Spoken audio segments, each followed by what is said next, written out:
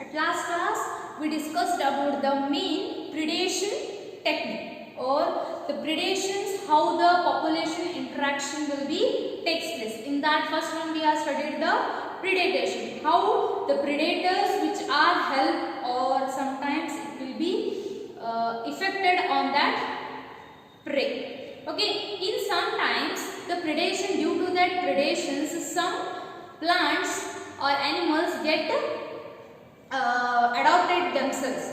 In for example, that is Opentia, they are consisting the spines, and some which one we I told no prickle plants which are they are producing some prickliness, and some plants which are releases the toxicity or lactic acid. Due to that, the predators which are not touching that plants, and in some animals which are the spine pig. Okay, due to that spine pig which will be their defense for their predators, like that some animals also adopted for their adaptations due to the predator, against the predators. And in that, the second interaction which one we are studying to know, that is parasitism. Parasitism. What is the parasitism? The parasitism is nothing but the interaction between the parasite and the host, which the parasitism in sense which are get benefited, that one we called as parasite. Okay, which one get harmed? Okay, harmed by that parasite, that one we called as host cell. Okay, which one, due to the interaction between two organisms, one get benefited, that one we called as parasite. In that parasitism, which one get benefited, that one we called as parasite, and which one got the harmness, that one we called as host. Okay, in that here the parasitism which are get benefited always, the host always they get harnessed by the parasite. Due to that, some indigestiveness and sometimes which will be stunted the growth of organisms, and next sometimes it will be whole body. If for example we are taken for HIV, okay, due to that HIV which will collapse all our immune system by their parasitism. Okay, due to that they will be acquired syndromes of other diseases can be affected by that host cells. Okay, and like that they will be lost their immune system or indigestionness, and sometimes it will be harmful of a growth. Okay, this one we called as the effect of parasitism. Okay, and next in that parasitism there are two types. Okay, parasitism there are two types. What are those? In that first one, ectoparasite. Ectoparasite, and second one is endoparasite. Ectoparasite, which is the lice. The lice which is present on the hair. Because lice are nothing but that one. Okay. And that lice which are present in the hairs, due to that they are present outside the body, which are depend upon the host cell by outside the body. If it is parasited by outside the body, that one we called as ecto, means outside. Ectoparasite. They will be depend or which will be present or depend on the body by outside. That one we called as ectoparasite. And another ectoparasitic is nothing but the leech. The leech also one example which will be sucking. Okay, due to that in these parasitism organism they get some modifications, like they have suckers and hooks. Due to that suckers and hooks in ectoparasite, they are helps to sucking the nutrition or Okay, that is we call as sucking the nutrients because they want nutrition only, and due to that they will be absorb the blood. Due to that they will be obviously they are consist the nutrients. Okay, and next the endoparasitic means opposite to the ecto. That is the parasites present inside the host cell. Inside the host cell. Okay, for this we can example taken from Ascaris and some parasites like cold rhinovirus and Plasmodium vivax, which cause malaria. Okay, and next some HIV also, and this type of diseases causing organisms all are endoparasitic, and these are very complex. They will be having the complex formation. They have complex life cycle. Okay, for example, we are already studied malaria, and these malaria they have a complex life cycle and they require the vectors. Sometimes some parasites which consist or which requires the vectors. In malaria the vector is the Anopheles mosquito, female Anopheles mosquito, right? And sometimes some cholera or pneumonia, they having the carrier like water, contaminated food, they require the carriers. Okay, and due to that after that completion of life cycle, complete life cycle, after it will be severe. Okay, like that the endoparasitic which have a complex life cycle and they are require the vectors, okay, or carriers due to the infections, and some they have a complete their life cycle inside the host cell, and due to that they will be harmful the whole host cell body. Due to that they will be damages the RBCs, and sometimes it will be affected the livers, and sometimes it will be digestive system. Okay, like that it will be affected. Okay, due to that this type of they can be interact with the host cell and the parasitic. It is a one of the it is a one of the population interaction, and due to that the second one is we call as that is mutualism.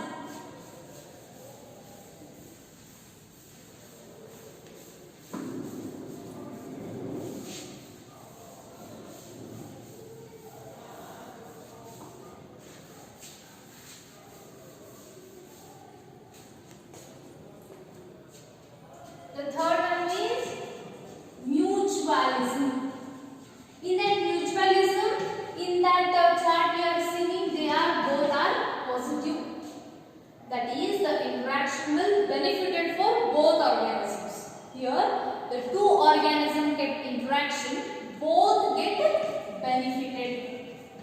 Both get benefited.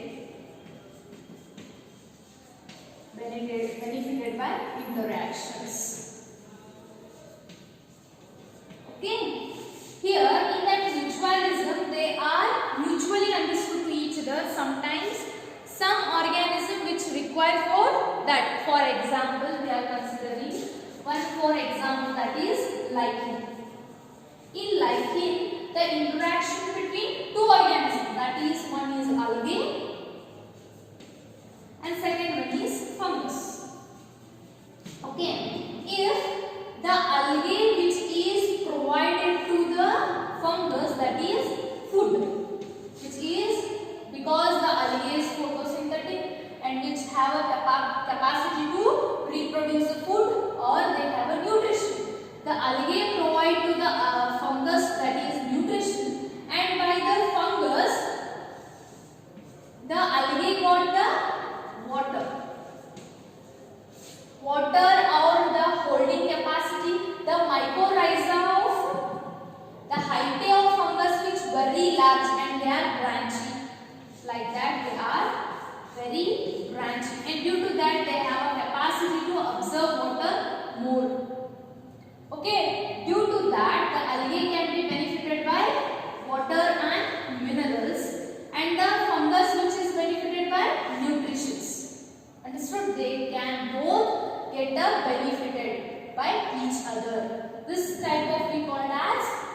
mutualism. Okay. Sorry, I forgot one thing, that is the ectoparasitic. In that ectoparasitic, one more example, that is Cuscuta.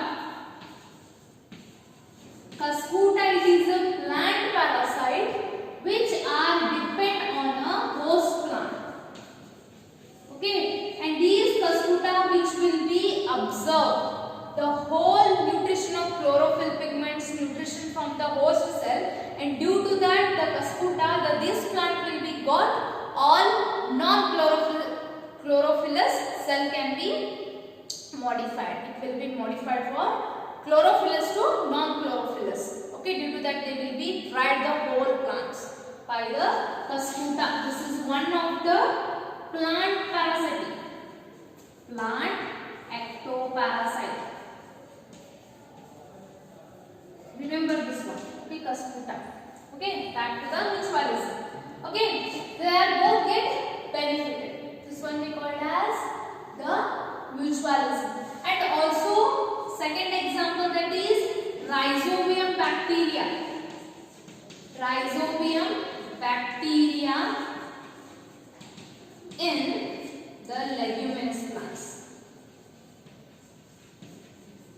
Due to the Rhizobium bacteria, the plant, the leguminous got the nitrogen.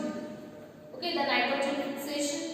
Due to that, these Rhizobium, they have a capacity of nitrogen fixation, and due to that, the leguminous plants have the nitrogen. After these leguminous plants, which is provide the nutritions to the Rhizobium bacteria. This is also one of the mutualism example.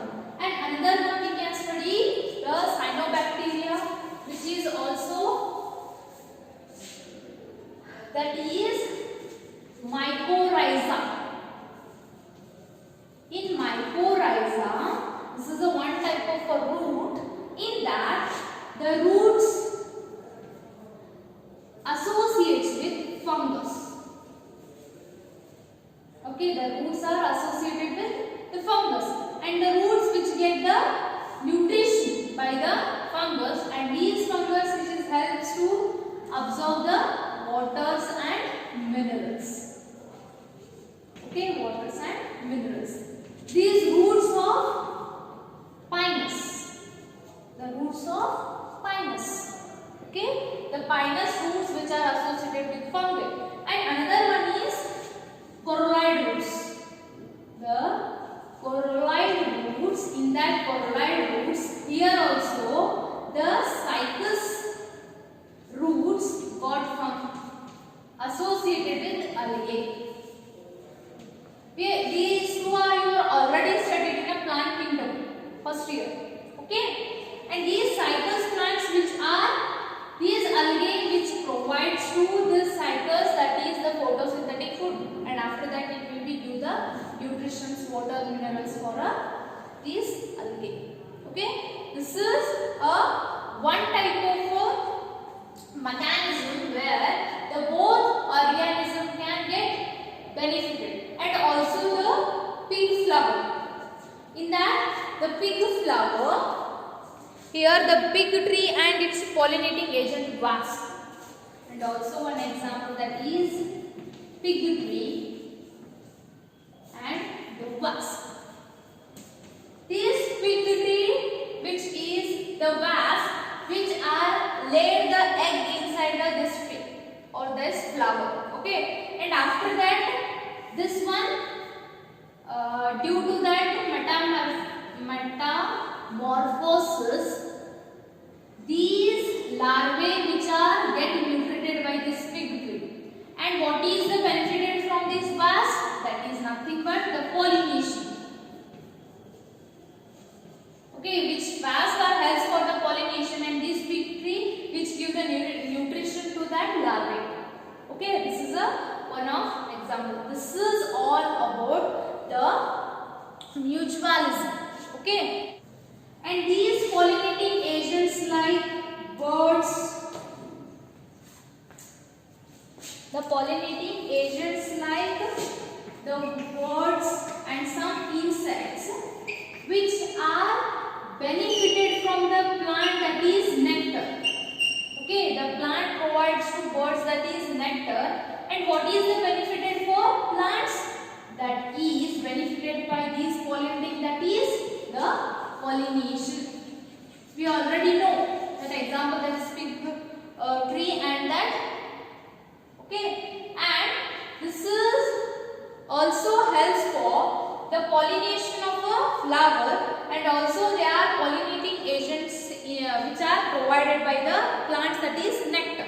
and due to that they get nutrients from the plant, and some pollinating agents which are helps to that the pollination.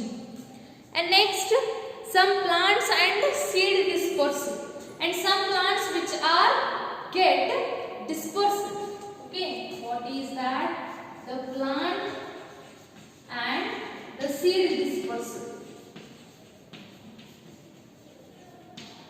Okay, this seed dispersal which is helps for the plant, that is the diversity of the plants.